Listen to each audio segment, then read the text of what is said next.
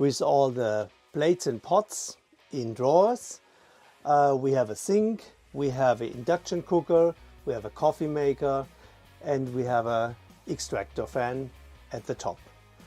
The whole work area folds down and becomes a tray if you want.